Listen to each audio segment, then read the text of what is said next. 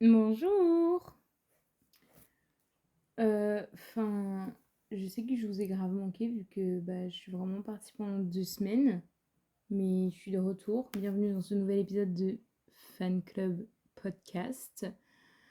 Je pense que en ce 3 juin, puisque c'est important que je dise quand est-ce que j'enregistre cet épisode, puisque c'est Roland Garros. Donc en ce 3 juin, c'est le moment d'adresser l'éléphant in the room. Euh, Parlons de Roland Garros pendant un petit moment parce que il s'est passé tellement de dingues. Euh, il faut qu'on en discute. Donc moi je propose qu'on commence par la partie Roland Garros direct et je vous raconte un peu mes chocs de la semaine dernière et également mes prédictions, mon petit pronostic. Voilà, voilà. Whoa, oh, oh, da-da-dum, bidi-bam. Déjà, le premier truc, c'est comment ça se fait qu'au premier tour, il y ait tant de gens qui se sont fait dégager. Genre, chez les meufs, il y a quand même Navarro. Bon, en vrai, Navarro, bon, voilà. Un peu choquée quand même, parce que je pensais pas qu'elle allait partir si tôt. Mais je la voyais pas non plus aller méga loin, quoi. Genre, voilà. Mais quand même, premier tour, également Sakari qui est parti au premier tour, et également Jabber qui est parti au premier tour. Et Sakari et Jabber, c'est hilarant. Parce que je les connaissais tellement pas il y a quelques années, et je les ai découvertes dans la série Breakpoint ou Breaking Point. Non, Breakpoint. Et elles étaient grave en mode cette année, c'est l'année où je gagne Roland Garros. Et là, toutes les deux, elles se font niquer, genre, au premier tour. C'est hilarant. Sakari, moi, je l'aime pas de ouf. Et Jabber, voilà, c'est ok.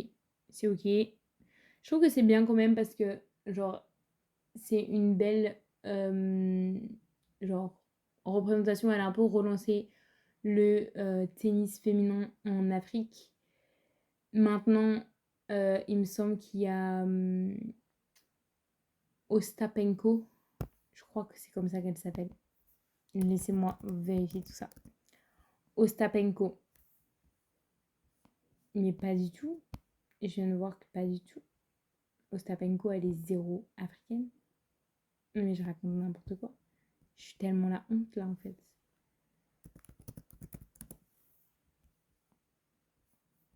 Bref, je vais arrêter de m'humilier comme ça parce que voilà.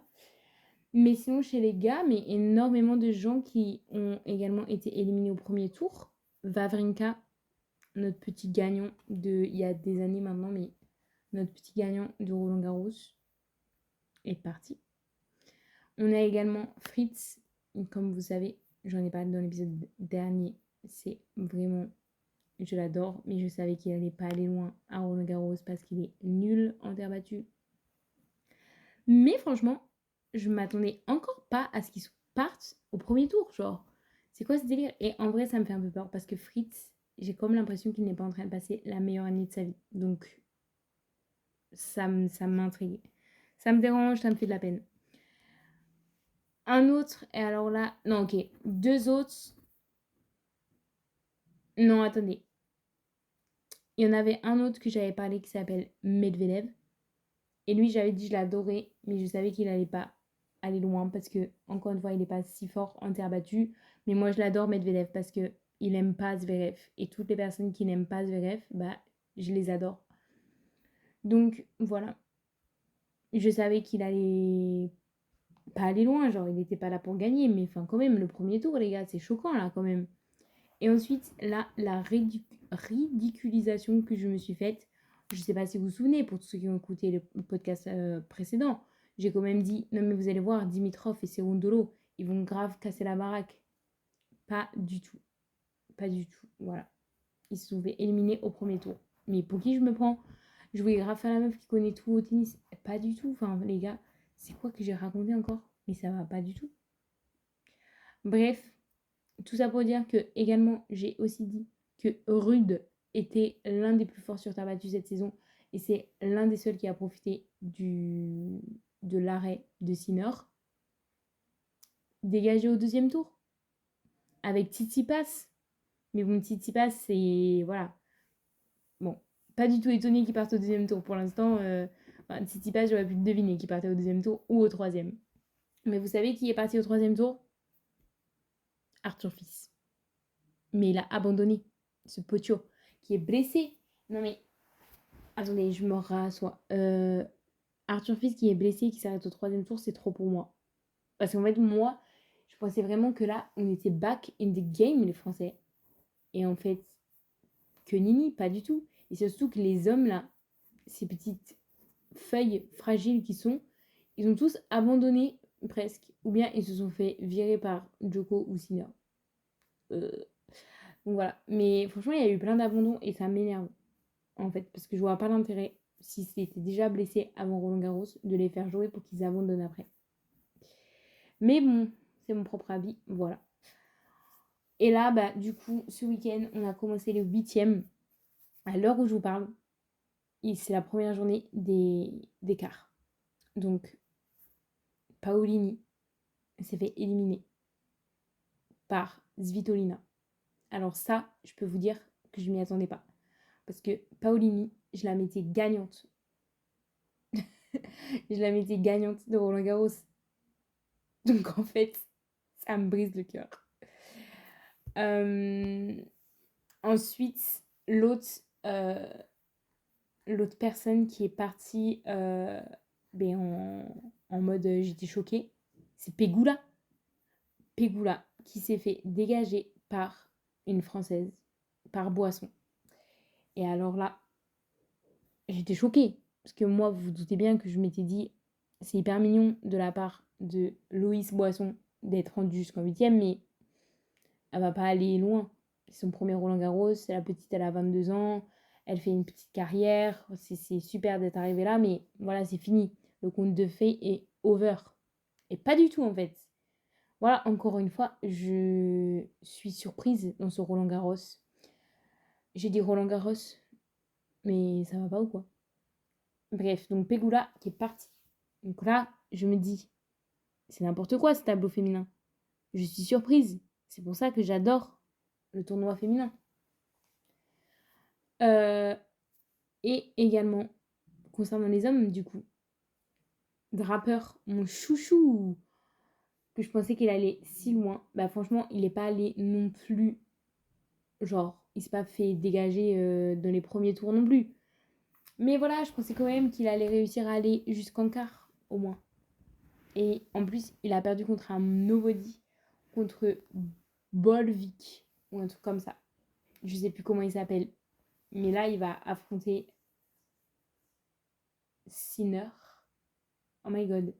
Il va tellement affronter Sinner en quart de finale, ce gars. Il va tellement se faire laminer.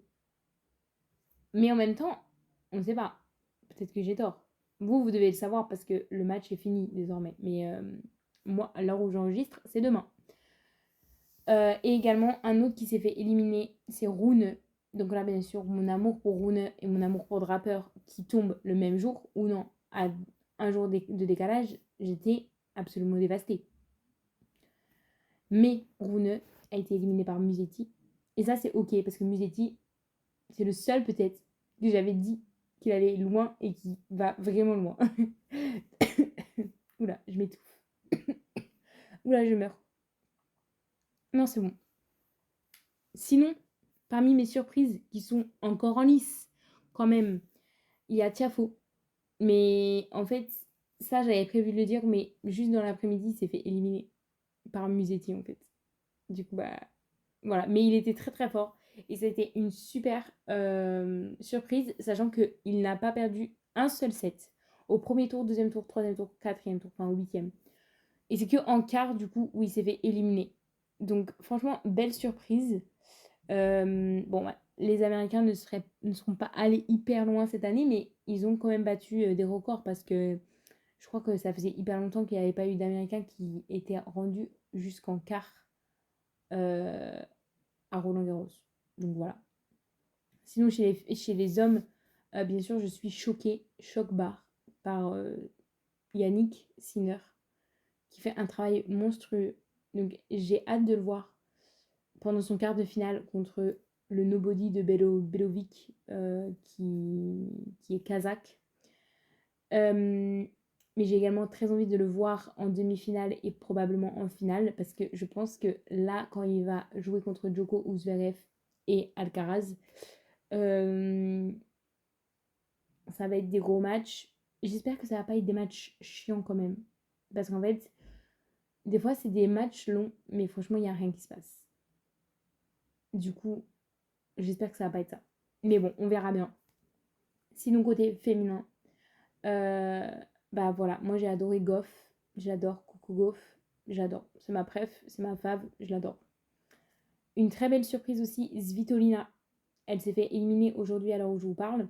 Mais franchement, j'ai adoré. Je l'adore, elle est trop kiki. Et aussi, j'adore le fait que genre, le public français l'a vraiment adoptée vu que bah, elle est clairement en couple avec Gaël Monfils. Voilà. Et bah, surtout, bien sûr, Boisson, Loïs Boisson qui est en train de marquer l'histoire française, du tennis français. Donc j'en ai parlé tout à l'heure. Mais en vrai, ce qui est ouf, c'est que j'ai vu un truc que genre elle avait gagné entre 2021 et 2024 120 000 euros. Ou un truc comme ça. Et là, juste avec Roland Garros, elle a gagné 440 000 euros. Donc elle a quadruplé son gain. Donc c'est clairement ouf. Et je suis trop contente en vrai. Mais je la connaissais pas du tout et c'est trop bien. Du coup, ayant dit tout ça, moi dans quelques minutes, il y a le match d'Alcaraz contre je sais plus contre qui il joue. Et c'est terrible. Mais contre qui il joue? Oh my god. Je vais regarder ça illico presto. Carlos Alcaraz. Mais d'ailleurs, j'ai pas parlé de Carlos Alcaraz, mais quand même, il a fourni le meilleur match de tous les temps avec Ben Shelton. Parce que...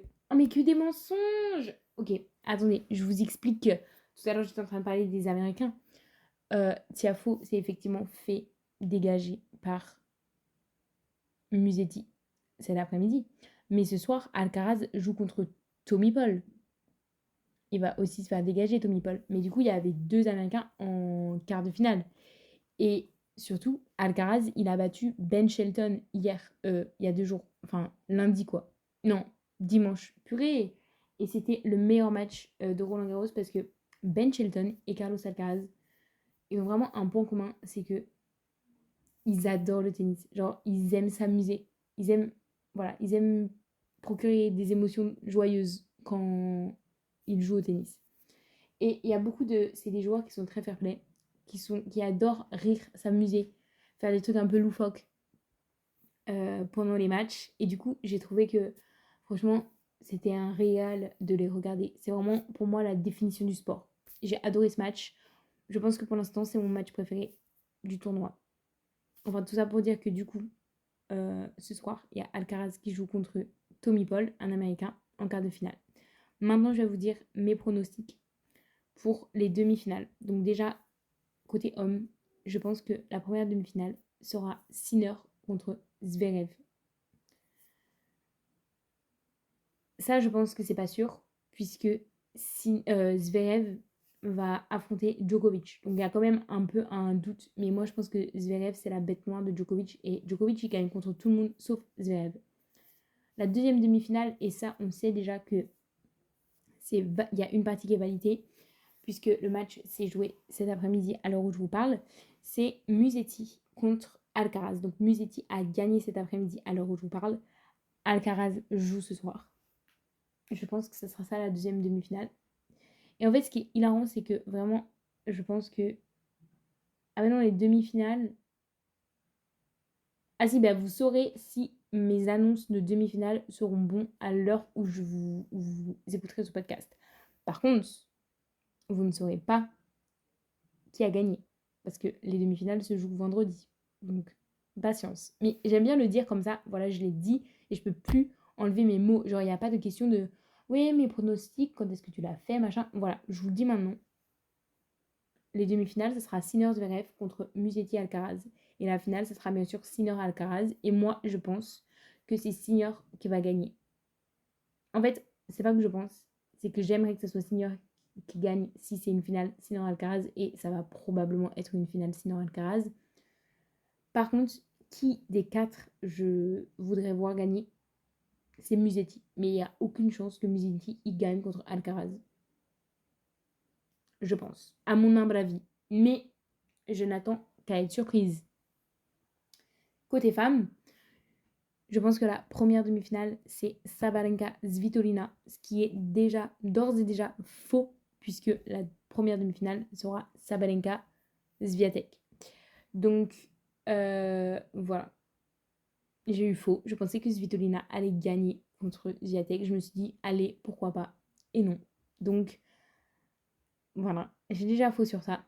Et Coco Gauff contre Andreeva pour la deuxième demi-finale.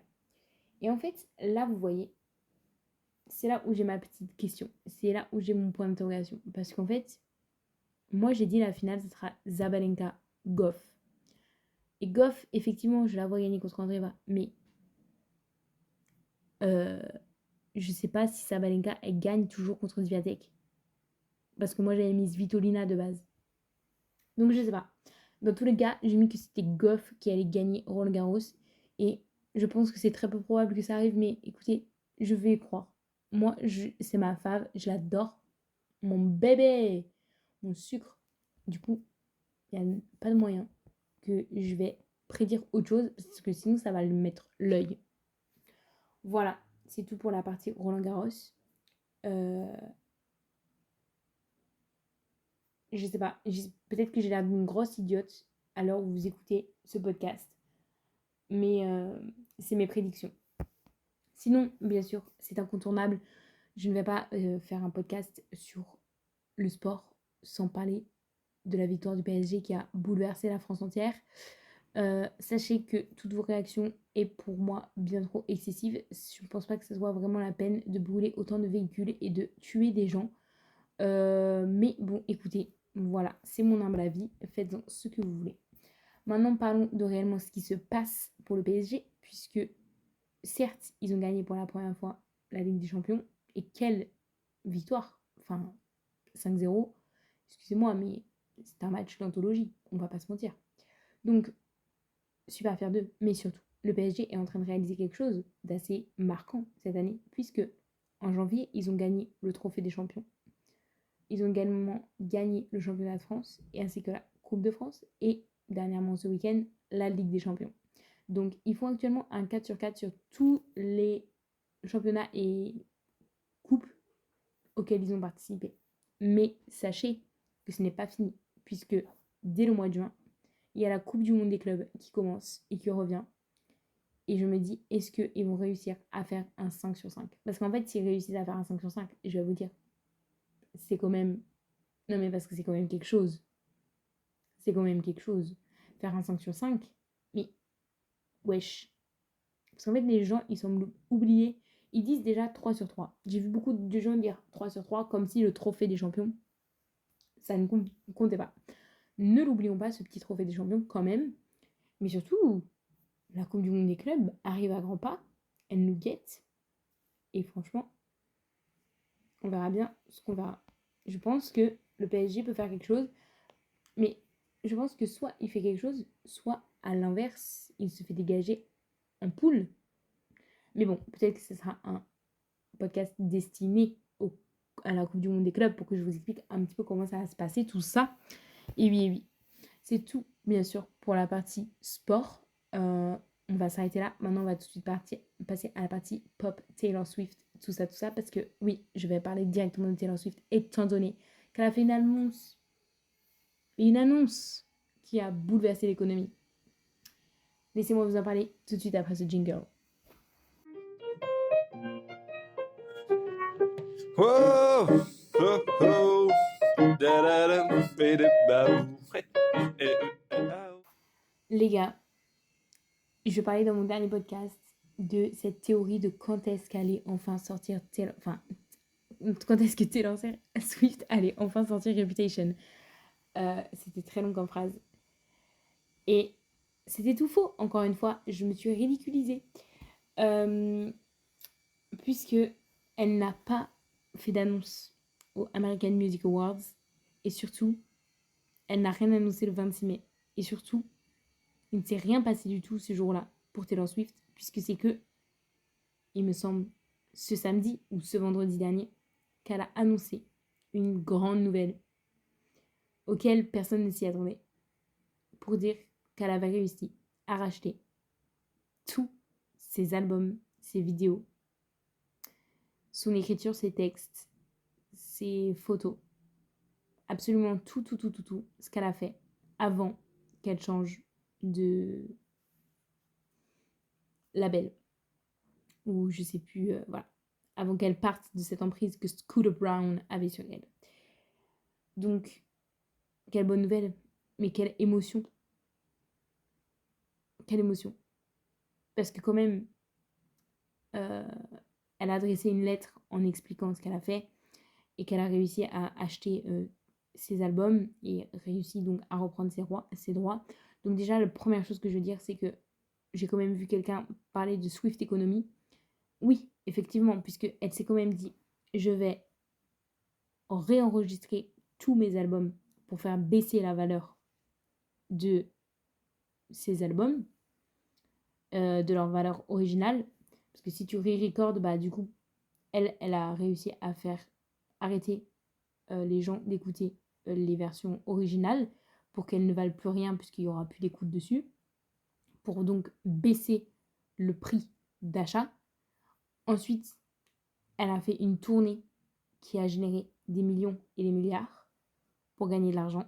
Et grâce à ça, le combo des deux, elle a réussi à l'acheter. Et maintenant, grâce à cette annonce, tous ces albums, les réenregistrements, donc les Taylor's version et les albums originaux et tous les autres albums où elle n'avait pas besoin de réenregistrer, sont dans le top 100. Les charts des albums. Et juste après l'annonce, personne n'a écouté des musiques version originale depuis 5 ans. Et là, elle annonce ça. C'est bon, voilà. C'est tout. Et c'est exceptionnel. C'est absolument exceptionnel. Donc moi, je suis... Enfin, voilà. L'autre chose que je voulais dire sur ce sujet, c'est qu'elle l'a annoncé en écrivant une petite lettre. Et dedans, c'est trop chou.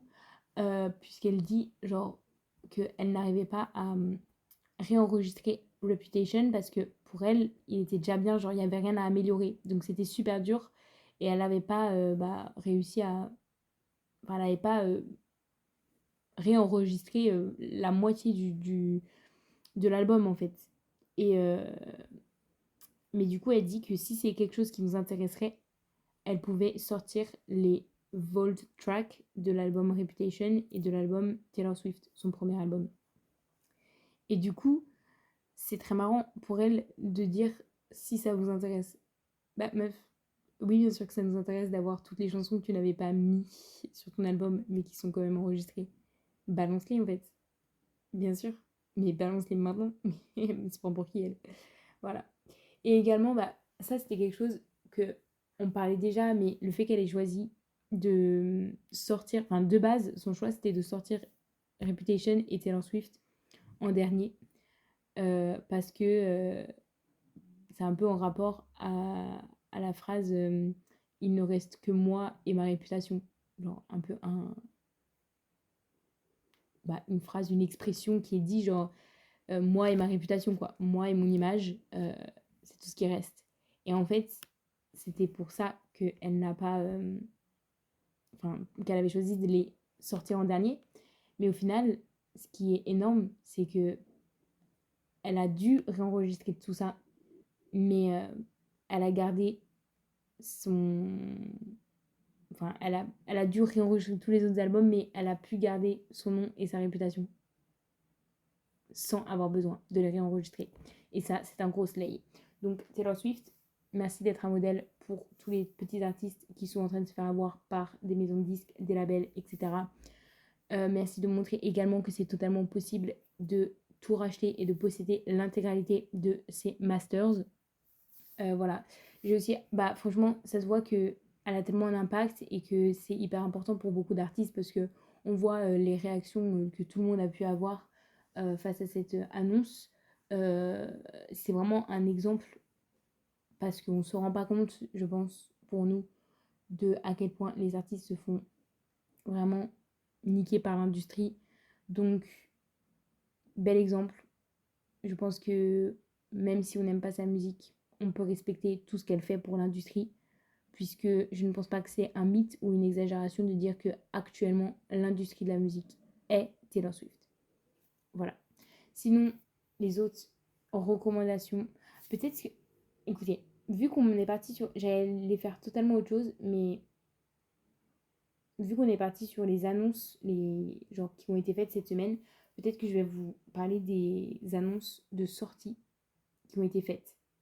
Parce que je sais pas pourquoi là, mais les gens, ils adorent faire des annonces de sortie. La veille pour le lendemain. Genre, aujourd'hui, Sabrina Carpenter annonce que dans 2 jours, le même jour que sort ce podcast, elle sort un nouveau single qui s'appelle Man Child. Donc, juste après ce podcast, vous pouvez directement aller écouter Sabrina Carpenter, puisque moi-même, c'est ce que je ferais à votre place, puisque je vais bien sûr pas écouter mon podcast. Vous êtes fous quoi. Donc, mais très hâte, nouvelle annonce, mais waouh, je suis super fière d'elle. Qu'elle relance son truc. Un peu hâte de voir quel type de musique elle va lancer. Je ne sais pas ce que ça va donner, mais bon, voilà. Sinon, l'autre annonce qui a été faite, je crois, lundi. Je crois que c'était lundi. J'ai appris tout simplement que Phineas, le frère de Billie Eilish, et Ash, qui est une chanteuse avec qui il a beaucoup collaboré, puisque c'est avec elle qu'elle a dit qu'ils ont fait Moral of the Story et aussi If the times can California, no, no, no, and if the world ends, from above,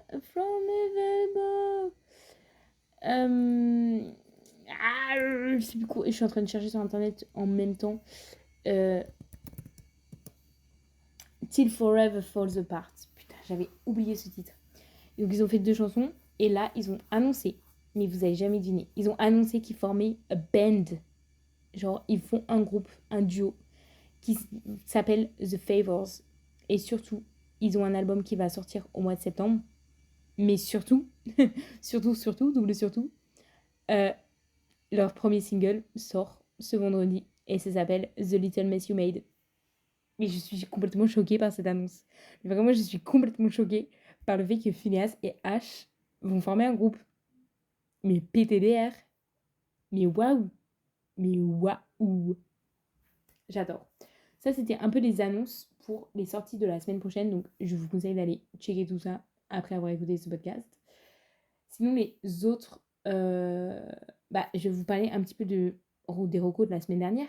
Enfin, des sorties de la semaine dernière qui sont du coup mes recos de la semaine. On a Olivia Dean qui a sorti Nice to Each Other. J'ai adoré. Olivia Dean continue de faire de la musique. J'adore. Également, j'avais parlé du retour de The Girl in Red dans un précédent podcast.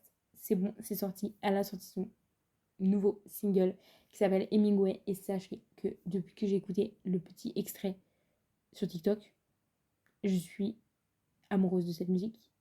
Et quand j'ai découvert la version longue, la version en entière, je suis davantage tombée amoureuse de cette musique. Girl in Red, j'adore ta musique, j'adore ce que tu fais. Continue, merci beaucoup. Également, je voudrais parler de Tate McRae qui a sorti la musique Just Keep Watching, qui est une musique du film Formule 1. Donc, franchement, cette musique, elle m'inspire tellement Lando Norris. Genre, elle m'inspire vraiment Lando Norris. Mais après, c'est peut-être parce que je trouve que Tate McRae, elle m'inspire Lando Norris. Donc, je sais pas. Et puis, alors là, c'est mes 2 grosses recos. J'ai découvert un groupe qui s'appelle Balou Brigada. Balou, Balu, espace Brigada, comme brigade, mais avec un A à la fin. Et ils ont sorti un peu un single groupé où ils ont plusieurs musiques dedans. Et moi, j'adore The Question et Backseat. Backseat, elle dure 6 minutes. Je l'adore. Vraiment, je me sens en été, je me sens en mode euh, dans la voiture avec mes lunettes de soleil. Je me sens vibée, vous voyez ou pas? Et une autre musique de Thomas Day, qui est tout simplement le petit copain de Jules Blanc, euh, qui est une fille. Elle s'appelle Jules en français, mais c'est une fille. Elle s'appelle Jules, qui est une influenceuse américaine, très jeune. Et elle a sorti une chanson qui s'appelle Beg. Et c'est tout simplement de la dopamine dans mon cerveau. Voilà. Il y a eu quelques autres sorties dont je n'ai pas parlé parce que j'ai pas accroché ou j'ai pas bien écouté. Par exemple, l'album de Miley Cyrus, dont je n'étais absolument pas au courant qu'il allait sortir. Euh, voilà, j'ai pas, enfin j'ai écouté son genre gros tube, mais j'ai pas accroché et j'ai pas écouté les autres musiques, donc je peux pas en parler. Sinon, Conan Gray, qui est le gay best friend de Olivia Rodrigo, a sorti son premier single de son prochain album qui s'appelle This Song et il a sorti en même temps le clip et dans le clip c'est un peu une romance avec un gars qui s'appelle Corey Fogelmanis. Et enfin, c'est l'acteur en gros qui joue Corey Fogelmanis, que vous avez peut-être aperçu dans plusieurs séries young adultes, notamment euh, My Life with the Walter Boys, Ma vie avec les Walter Boys. Il joue dans cette série et en fait, c'est tout simplement le bestie, le gay best friend de Sabrina Carpenter. Et donc, ils s'embrassent. Donc, on a le gay best friend de Olivia Rodrigo et le gay best friend de Sabrina Carpenter qui s'embrassent dans un clip. Vous vous rendez compte de tout ce que ça signifie? Rendez-vous compte. Bref, c'est sur ça que je vais vous laisser les petits loups parce que c'est tout ce que j'ai à dire. Et le match est commencé, il est 20h30. Alcaraz a commencé à sortir son grand jeu, donc je vais y aller. Je vous laisse, je vous fais des bisous et je vous dis à la semaine prochaine. Ciao ciao.